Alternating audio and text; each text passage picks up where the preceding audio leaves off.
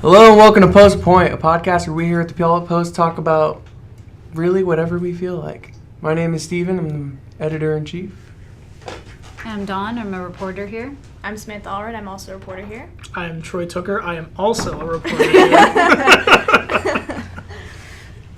With the start of the winter quarter, we just decided to take things really light, and today we're just going to be talking about music. Just kind of in general, our favorite musical decades, our favorite songs to listen to. Maybe something about songs of study to tie it back to the campus, but probably not. We'll see. So who wants to start us off? Somebody. The beauty with music is that it's such a passionate subject that I don't think anyone can be like, well, I guess I have to talk about music now. So, I'm sort of surprised you said this was a light topic. I feel like this could be like throw down, hard hitting. Yeah. Everything could be thrown out into hard hitting. Thrown under. If you could only listen to one song for the rest of your life, what would it be? Go. Nope, can't do it. Could it be an artist? Could it be an artist? One song. Just No. one song. I One think it's so song. annoying though. It's like Yeah, choosing a really. favorite child and I don't have any children I like, so you know. I think you should put the caveat that you don't have any children and just end it there, because otherwise it sounds really bad. You can't pick just one song, because then pretty soon it would drive you bonkers and it would no longer be your favorite, and that would be like a death in the family. That's the thing, music is an art form and most art is subjective. So, you know, you stare at a painting for long enough and you stop seeing anything at all. And the same goes with music. You listen to it for long enough and you're like, why do I do this to myself? Because it's so familiar to you. You're not like excited by any of the new Sure. chords because they're not new. Oh, yeah. So I'm with Sammy. Can we pick like an artist to continually listen to? Because that at least you'd have some variance. So you don't think you could have one song limited to you and just enjoy that and be okay? For the rest of our lives. Do you, Steven? Theoretically, I'm saying. Theoretically? This is all... If I purposefully only listened to it like once a month so that it could continue to feel new, maybe, okay. But I like to listen to music every day, and I've I got it. Feel like that would be awful. I know what I'd listen to. Okay, what is it? It's the Hamilton polka by Weird Al. Oh my gosh. I'm already annoyed just thinking about it. I can't even do it. Well, what about you? You brought this up, so Steven, do you have a song you could listen to over and over again and not get tired of it? Probably Four Seasons by Vivaldi. I feel like there's enough, I don't know, of a fluctuation of, and it's an enjoyable song. I really like it. So if I could only listen to one thing, it'd probably be that. It's been time tested. I've worked out to that song. I've studied to that song. I've taken a test to that song. I've hung out to that song. It can do all the things, and not a lot of songs can. It's interesting, though, because I think if we were to change the art form to something else, like, say, books, there are plenty of people out there that'll be like, this is the one, like, this is my favorite book. I can read this every other month and be okay. I'm actually not one of those people. It's very rarely that I pick up a book I've already read before. But I know a lot of people enjoy doing that, so I find it interesting that if we switch it and now we're talking about music, it's harder for you to be like, this song forever. Yeah. Forever. Forever. See, there it is. It's that intonation with forever. It's like a sentence or something. Well, that's the thing. I would, and this is going to be a little. It's related to music. The idea of having something last forever, especially in music, is the idea every artist strives for, because you want your piece to be timeless. But on the opposite side of that, listening to the same thing forever is terrifying. That word forever is so just malleable and can be applied to anything, really. Right, totally. So yeah, I think, so Sammy, you brought up if there was an artist. So like, do you have an artist you could listen to their work over and over if it wasn't a song? Oh yeah, I could listen to the 21 Pilots over and over again, just because, I mean, they'll come up with new songs, and you know, I'm good with that, but I could also just listen to their albums, their old albums, because they have like a lot of different messages through all of their songs, and you know, I just really like the amount of time and effort that they put into their music. But yeah, I really like their words. I think that's what's really important in songs these days, because in the classical era it was the music, it was the sound, but now I feel like it's more the words. Even though music is still very important, like, it's the poetry that goes with the music that's important to me. I totally concur with that. That's my favorite current music to listen to right now are things like Lumineers and Mumford & Sons and like Hozier I love, and it's for those reasons. It's because their lyrics are in and of themselves with no music to it are still beautiful, and I could just read them over and over again. But then the music itself is also very powerful. But since we're supposed to be talking about the best musical decade, that actually leads me... Here we go. Back on track. Total segue. I was kind of looking over what other people who are much more versed than I am in studying music consider some of the best decades, and as you can imagine, it's all over the map because it's so subjective, and I mean, there's no science to it whatsoever. Opinions. Totally opinions. But I will say, it was interesting. I was all ready to like dismiss the 90s and the early 2000s because there was so much crap to me that was produced, and I'm thinking of like Britney Spears and Backstreet Boys and all this ridiculous pop. Ridiculous pop. But then I remembered... How dare you? But hold on. But then I remembered that at the time when Britney came out, she was like a force to be reckoned with, because at the time there weren't a lot of like strong sexual female performers that were young, and she was talking about stuff that was important to a younger generation, but kind of in a more adult way. And I was like, oh wow, yeah, you're right. I had never bothered looking at it like that. And then also in the 90s, as just a throwback to, you know, how old I am, is like all my favorite grunge boys. I had like Chris Cornell when he still had the long hair, and Alice in Chains and Nirvana, and like those were bands I got to watch in person at the time. Are you gonna go against my guys? No. Is this our first throwdown? No, that was That was happiness. yeah, that was This our was fun. Oh, it was happiness. Yeah. Okay. Listening, man. Yeah. Don's As already soon as looking for Nirvana blood. was mentioned, he was just sighing. Is the Black Parade among those grunge boys? I've never heard of Black Parade. Really? Yeah. Are Neither they have I. local? I don't know. Neither have You were I. talking about grunge, and they're just like, it's like the skeleton boy with the like baton, and I figured that was among your repertoire, but excuse me. That you bring Never things heard up, of Troy, that that. you have no understanding of. Yeah, no, I really like that era too.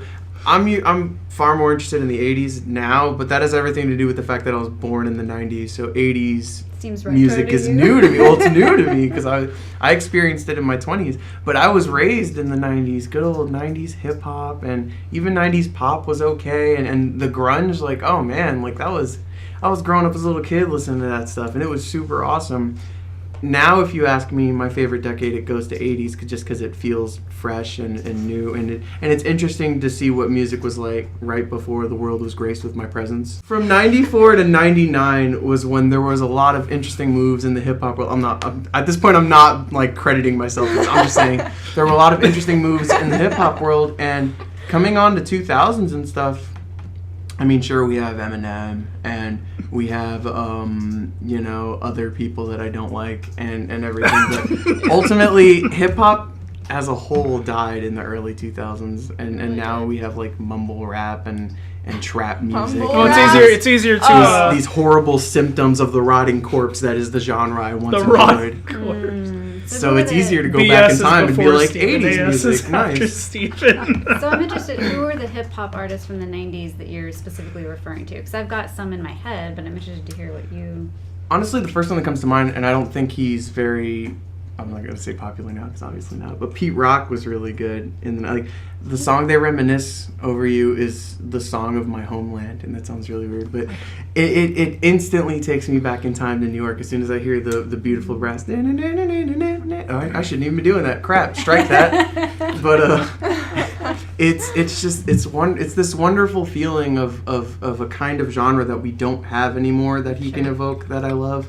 I mean, other obvious ones, Biggie was great, Tupac was great. I believe Eminem's first album came out like 98. Really? That's kind of off the top of my head, but Huh. something I around guess it was there. that early. So, and then of course, around the 90s was when the bigger names came around. They rose, they died. The Wu-Tang Clan. Yeah.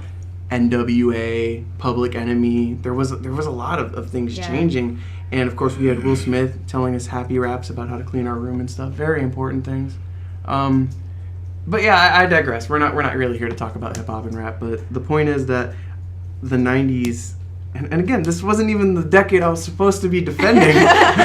But the 90s are just so intermixed with who I am as a human being. It's hard to argue against them. They're a really good time. Even 90s pop is good. It has its place, for sure. I mean, modern pop is... I mean, the 90s are important. It was like a revolution in music, and then it like rode this wave into the 2000s that, And now we're on the coattails of, now we've got like EDM and techno and all kinds of, you know, I don't want to call it garbage because it's subjective. But I'm going to anyway. Yes. 1980s. You'll see a lot of them around anymore, and that's why that music hasn't stuck around. It hasn't aged as well because there's no one around to perpetuate it. But you know, with all here's the thing: we've got so much technology available now that you can reproduce anything, you can do anything you want with it, and people have grown. I think people have grown bored with what the normal, like, you know, the instruments and all that. They want to add remixes and all these crazy things because they don't want to stick with the original. They want to branch out and make their own thing, and that's what happens. And sometimes you get good things, and sometimes you get really horrible not things. Good things. Really not good things. Yeah.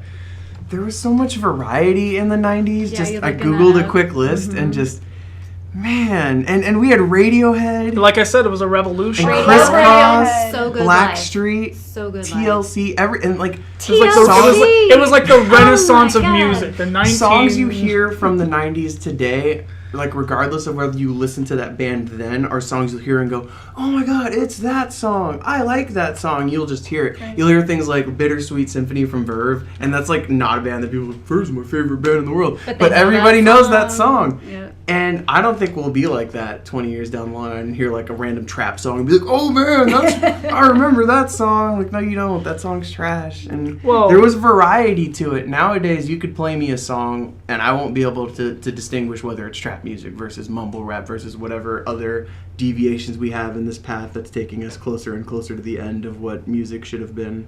I will counter. Oh, sorry. You're going to counter it too? I'm going to counter You were both gonna counter it, so. Wrong.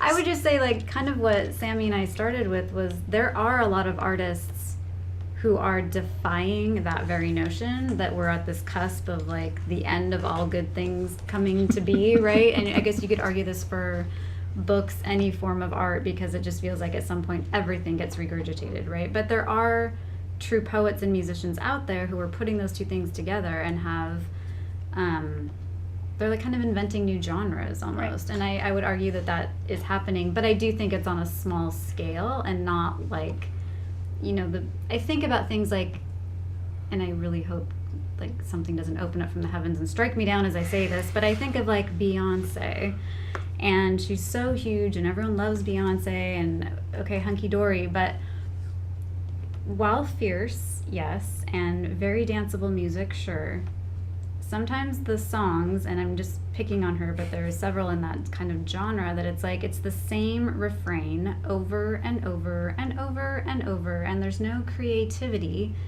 or writing that's happening. It's like there's a whole team of people coming in to produce one song. It costs a gazillion dollars. They're all getting paid, and she gets to come in, and yes, she's got a lot of say in what she does. But it used to be back in the day, you were the singer, you were the songwriter, you were coming together, you're having a jam session, you're collaborating, and it's you and the 5 guys with you sitting in probably a smoke-filled room getting it done. And now that's not the case. Like, it's such a production, and I feel like that takes away from the integrity of what real music is to me. So that's where I'm frustrated with the current music scene. But I do think there are bands not going that route.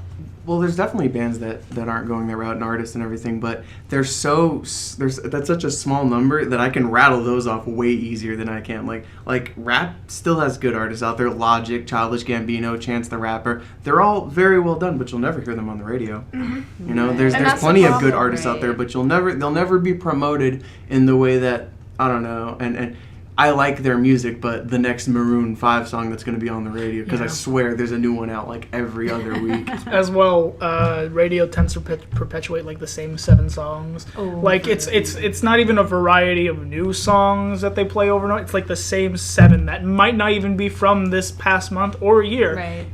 That they just play constantly, and it's killing. I'd say it's killing the music industry on some level at least.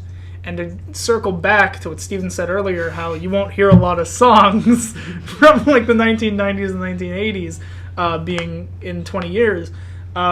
Teachers don't know any other child-friendly songs generally to play, and so they'll play things like the Cubic Shuffle or other well-known songs that are really played at high school dances because no one else has any creativity to look up other songs. And so Seems like more of an attack on them than me, but okay. it was never an attack on you. I was just letting you know. The Cupid Shuffle. Okay, so to kind of go back to where we were here, I want to talk about the 80s. Because I love the 80s, and the 80s are amazing. We had Michael Jackson doing his thing out there. Okay, well, you threw out Michael Jackson. Like, you can't, there's nothing else to say about it. It's Michael there Jackson. you go. That's the it. We're it. I'm That's just it. saying, That's the post the 80s are amazing. Yes, We've already Electric called out Sky Beyonce, right? Orchestra. We're already in trouble. I was about to say, like, when you were tearing into Beyonce earlier, I was like, man, Dawn, she has an army behind her. Like, Journey was a product of the 80s. Yeah. Let's talk Whitney about Houston. the British bands coming out in the 80s, right? The Beatles, Beatles. as they are called. That was not the 80s, kids. Was it not? Oh. When did the Beatles come around? 60s. Oh, Lord, you children. Children. Everything just kind of blends together after a while. Paul McCartney, 80s, yes. But Beatles, 60s. But we're talking like Depeche Mode and like, I can't even think of any more right now. Look up the Salt British and bands Pepper came out that was in not the a 80s. British band. I'm just talking about the 80s. Survivor, Salt and Pepper. U2, You too. Oh, I Cyndi love Lauper. U2. I can't get enough of U2. I listen to them all the Def time. Leppard. And 80s pop, I mean, you brought up MJ, but what about like Madonna? Hello, she was Aha. epic. in Is her it day. AR or Aha? Aha. Please. Wham. Wham! Wham. I have Wham on an ornament at my Wham. house. It goes on my Christmas tree every year. George Michael. I was just listening to him on the way George to class Michael. today. Sad panda. Yeah. But you brought up revolutionary, like, kind of music. Yeah, And it's a to me- renaissance of music. There's well, been a to couple me- revolutions. Yeah, to me, Yeah. that's the 60s. That's like a definition of revolutionary music. I mean, that was all the bands coming out. A lot of things were political. A lot of it was Right. very much activism, couched in music. Brought up the Beatles, obviously, but I mean, That all, was the British all the invasion. bands. That was the British invasion. That's why. Um, That's what it is. Well, all I'd say- those bands, that's what they were all about. And I would argue that everything is a retold story starting from the 60s. I feel like those bands nailed it as far as music and lyrics, and it's all been regurgitated in some really creative and great ways since then. I love all sorts of music, but like, everyone knows music that came from the 60s. You all know it. I know it. My grandparents knew it. My kids know it. Like, there's every generation will know those bands. Everyone can bust out a Rolling Stones, a Led Zeppelin, a Right. Pink Floyd. You name it, we can sing it. Like, Well, that I'll says something. Toss it back about 10 years, because that's when everyone who pertaining to those groups was coming together and was born. I would say the 1950s is actually where that revolution began to form. I wouldn't say that's where Sure. necessarily where it speaks, because I would agree. The peak of that revolution, of that musical revolution, is in that 1960s era. But you had people like Ella Fitzgerald, you had Ray King, who sang Orange Colored Sky. I believe that's his name. I could be wrong. Don't believe so. I sang that song too. It hurts. But you had a bunch of these huge musical names for that era, and you had all of them because they carried that music from the 1920s up to that point. Yeah. And then while there was a huge shift in the tone and what the meanings behind the songs were in the 1960s, I would say those changes begin and are actually somewhat prevalent towards the end of the 1950s, entering the 1960s. Yeah, I would totally agree with that, because there's always a foundation for the next movement, right? And I think back to the 50s, like, that to me, if you wanted to get genre specific with the best decades, I would say that was country's best decade, because that's when we're talking about Willie Nelson and Johnny Cash. And why are all these names flying out of my head? This is so annoying. But This is what happens. Johnny Cash, right? Yeah, Nat I King don't know. Cole. I got close. Are you talking about Nat King I just know Cole? what you were talking about. I had, like, 4 different artists try to- conflated, like Ray Charles and Nat King I was Cole. Yeah, like, it I was hurt. like thinking like, ahead who of, is Ray that? King. Oh, Ray King Cole. I think we've sort of misconstrued like best musical decade to what has now become which decade brought enough to the industry to warrant being this focal point in which all music thereafter has been influenced by. And I think you could make that argument for any decade at any time moving forward, like forever. I think 20 years from now we could be like, the 2000s was when things really came together. They really popped off and really got everything on point. See, but anyone who's saying that is just lying to you. Well, the beauty of this subject being subjective is that you could say that again about just about anything. I think when we're talking about contributions, it's very easy to sweep the 80s aside with that because it's like, guys, new wave electric music, it's so much fun. No, man, not Hammer many people Pants was care a about staple. that. But a lot of really powerful names hit their stride in the 80s. And, you know, when we look back on, like, the 60s and stuff, and we have, like, the Jackson 5 and stuff. And people could say, like, Michael Jackson got his start, obviously, through that. But Michael Jackson is Michael Jackson because of the 80s. Right. Because of Billie Jean and whatnot. And that's really powerful. And as great as the 90s are, as much as I love them, I think bigger names came from the 80s than the 90s. I think if we scooped up all the prolific people in the 90s and condensed them and matched them against characters from the 80s, it'd be a difficult thing to measure. But, like, Michael Jackson's a big name. Like you said, like when I said you were like, that's really all you need to do with it. Like, that's a big name. It's hard to fight against beyond the... MJ. I mean, Ray King's pretty impressive, but... I feel like there are a lot of big names in every decade, though. I mean, there's Elvis and then Michael Jackson, and both of those are like known as like the fathers Of a certain type of music. for sure. Preferably, I like Elvis. How do you I'm kind like of old. Elvis? I know, it's like it's Early hard not to. Elvis or later Elvis? Because those are very different. Oh yeah, early. Yeah, me too. Yeah. Yep.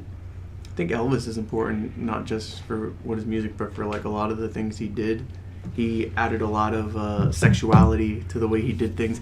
That for the time, like looking back now, it's not like anything risque considering the terrible, terrifying things you would see at like a middle school dance. Oh gosh. But Elvis, like I remember when he performed live, there was this whole situation, this whole controversy with him and his hips gyrating that.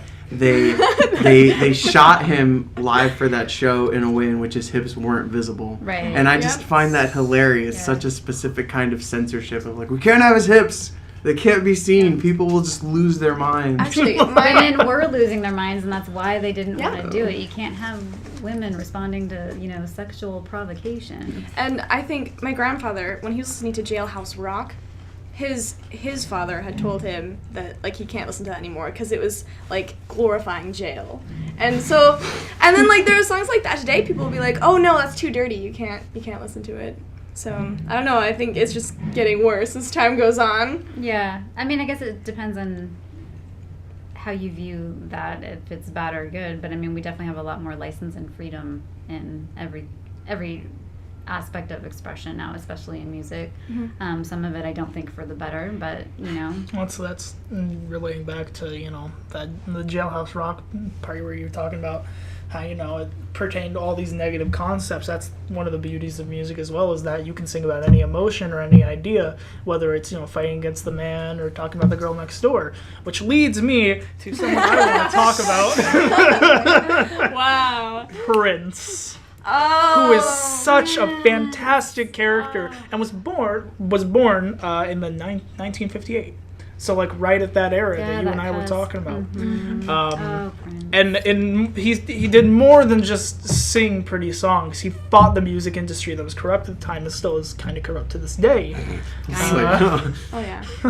Because he, with the whole debacle about having his name changed to literally a symbol, was he led a word we have used a lot on this, a revolution. He led a revolution against corrupt music industry conglomerates, I believe is the proper word for that. And he was a little genre-defying as well. No, a lot genre-defying. Like, I don't think I could put Prince in any one category. He was rock, he was pop, he was a lyricist, he was a poet. Like, I mean, yeah. Oh, man, Prince. Thank God you brought him up. He's fantastic. Yeah, and Prince was one of those ones who lasted throughout several decades, too. I mean, his music never got irrelevant, and he was I think still up to this producing. day, it's still... I wouldn't say it's as It's relevant. on the radio. Was it? Yeah, I listen yeah. to his music on the radio. When Doves Still Cry, already. that never leaves the radio. No, never will. It's funny because you brought him up, and I was thinking to myself, I was like, okay, yeah, he was born in the 50s, but that's obviously not when his music really first hit the scene, and that is credited to the 70s. But then it goes on to, like we were just talking about, it's still on. So some artists like that just kind of get taken out of the lineup in and of itself because you can't really credit him to one specific decade. No But- decade, no genre. Do we have Yeah. anyone like that right now that we think is going to be either genre defying or they're going to be the ones 50 years from now? And think about this from the 50s Justin and Bieber. 60s, right? Oh, For sure. gosh. For sure. Mhm. Absolutely. He had a He's huge- definitely up there with Prince. He's a savant. Well, he's not exactly favored. I would say that his musical career has had a major shift in tone, and while we may not directly like all of his actions, I don't believe his music is necessarily defined by his character. I think he has some good songs. That was a very roundabout way of saying that you're a believer, Troy. Don't hate me for what I love. I don't think you could pick anyone out of today and be like, that person's going to have that same level of effect, because once again, that's something we get into that's subjective. My favorite bands are not played on the radio, so even though they have a great effect on me, I'll never look at them and be like, they're gonna change the world. I just went to a concert a couple months ago of one of my favorite bands, and there was like 30 people there because they are not they're not going to be those people, and that's okay. That's good enough for me. I still enjoy the music. They're your revolution. Yeah. For people that, I don't know, affect people in the grand scheme like that, we'd have to look at pop music, and usually when we look at pop music, things don't go in a very good direction. People that are always on the radio today: Maroon 5, Justin Bieber, Ariana Grande, Taylor Swizzle. Well, I'd say one of the groups that doesn't necessarily fall into that pop, constructed category is Panic at the Disco, which has a lot of, different tones and a lot of different kinds of music within their albums and within the way they sing. Panic at the Disco is my favorite band of all time, Troy. And while I do have a bit of a sentiment for you bringing them up, I will say that they will never be on that level where someone's like, oh, Panic at the Disco lended themselves so much. For the first point, they're kind of genre skewed, so you can't really be like, they're these guys. It's a lot harder to affect the music space when you're not limited to one genre, sad as it may be. It's harder to be like, that person, Elvis changed his genre. Michael Jackson changed his genre. Panic at the Disco, a little less genre defining. Hard to say they changed their genre. Also, they represent kind of a culture and a balance that isn't all that popular. And for the longest time when I listened to it, I was told that I was still in middle school until I think they rounded about and became popular again with Death of a Bachelor. But even then, I feel like we're talking about this now, and a lot of people in this room are like, yeah, okay, whatever, Panic at the Disco. They're just not at that level. I love them, but I don't expect Well, I wouldn't say everyone they're to. necessarily at that level currently, but I believe that with their rising popularity and the way they handle themselves, I believe they could rise to that level. I believe that they are one of the bands that could possibly change things. But these people we're talking about, they're not, when they were coming up, nobody was like, I believe if they maintain the same trajectory, they're going to rise. These people were white hot, like, from the start. Right. Nobody was like, with a little more effort, Michael Jackson could really, like, that dude was churning out hits like nothing. I mean, Elvis was churning out hits like nothing. These people didn't, I'm not going to try to take credit away from them saying they didn't work at it, but it seemed effortless to them. It just seemed like something they were doing, like they were breathing and they were creating music. And again, I love Panic at the Disco, but if you have to fight to make the point, then it's probably not to be made, Right. And it really comes back to, I can't think of a single artist today that I'd be like, that person's going to be the new whatever, Insert band here. Yeah. And that's sad. It is. That's kind of, as you're talking, I'm thinking, I'm like, yeah, who's the next Rolling Stones? Who's the next Beatles? Who's the next whatever? Do we have any? I don't think. I think do. it's hard to see since we're in the time period. I'm sure if people were to look back, they would notice the main stars of this day. But it's kind of hard because so many people are into the music industry. Well, before it was kind of a new thing. Like with Elvis, he was just like, oh, there's actually a dude who can sing, who's white, who can sing the blues. Like, that was new. That was new to people. White. Yeah, pretty much. Yeah. So I just feel like we would have to come from the future to really pinpoint somebody in this day and age that's famous. True. That's Yeah, fair. it's The almost industry's so always after the oversaturated. I would say as well Yeah. that our culture and the maybe even like the limits and requirements for ending up on that same level for this current, like where we currently are in this time, may be different entirely from what was 10, 20 years ago, 30 years ago. Yeah. Everything has changed. Yeah. Absolutely. And I feel like that just backs up my whole Beyonce bashing, which I didn't mean for it to be bashing. You just call it a bash. She's just coming back around for this. Well, so if you were talking about like Elvis, so I remember, like back in the day, Elvis and Cash, they were getting together and jumping on a bus and touring to these like little high school auditoriums, and that's what a concert looked and felt like, right? Beyonce ain't getting on a bus. I mean, she's got an entourage. I feel like to get to that level, because I would argue that Beyonce is going to be one of those where 20 years from now, people are going to be pointing to her music because she was a strong, fierce female coming out at a time of strong, fierce females, and she was like a leader of the pack, and she came to be known for that. And she makes fierce music. Again, I'm not going to take away from that, but who can look at Beyonce and be like, oh yeah, I can get to that level? Not very many people. Back in the day, could you look at a Johnny Cash walking into a studio with a guitar strapped to his back, making his own music, and be like, yeah, I could do that? Yeah, there's a lot of people doing that. He would sit down with Waylon Jennings or whatever, and that's all they needed was their feet and their guitar. Like, is that still happening? It's happening, but not at the big scale. It's happening, like you were saying, you saw your favorite band, there's 30 people. I see my favorite band at a house show, there's like 20 people. Best experience of my life, but they're never going to be mainstream, you know? You just put out this great idea, though, this concept in my head that, like the way you talked about Johnny Cash, wasn't just measured by his music, but his influence and the way other people would look up to him and what he was doing. They were like, I hope to create like he does. But with the way that someone like Beyonce or Beyonce's carry themselves, it makes them unapproachable and almost unattainable in that aspect. Right. That you could have an artist like, I'm sure Ariana Grande probably has looked up to Beyonce at some point, and I would argue that the girl's like doing quite well. I don't really listen to her music, but she's everywhere on everything, so I have to imagine she's doing pretty good for herself. It's probably hard, even from her stance, to be like, yeah, I'm going to get to that point at some point. Whereas, like you said, like back in the day, it's far easier to look at someone approachable like Cash and be like, I could do that if I tried hard enough. And maybe that's kind of what the music industry is missing today. There's not enough people trying to break the mold because there's a proven template that works, so why would you try to outdo that? Right. There's so much that goes into making those people what they are by like the music they make, how they carry themselves, kind of the overall aura they bring to the table, that even if we do talk about Beyonce, because you're right, like Beyonce, she feels very, I don't know, omnipresent. Like I feel like she's just always been and just will always be. It's really weird. Has ascended past humanity. Yeah, like, but if you like tap me right now and go, what's your favorite Beyonce song? What's the most recognizable one? I think she's the one who did Single Ladies, right? Yep. Like her music, while popular and powerful, very much so all kind of blends into that same flavor that makes it all nearly indistinguishable. The same. Yes. Whereas I could hear like the first, I don't know, bar or two of a Cash song and I would know which one it is. You'd have the title for it. Yeah. Yep. Yeah, exactly. people are writing songs to earn money. A lot. That's basically what's happening. And they find a catchy tune and then they repeat the lyrics over and over again and boom, it's a smash hit because they're famous and they can.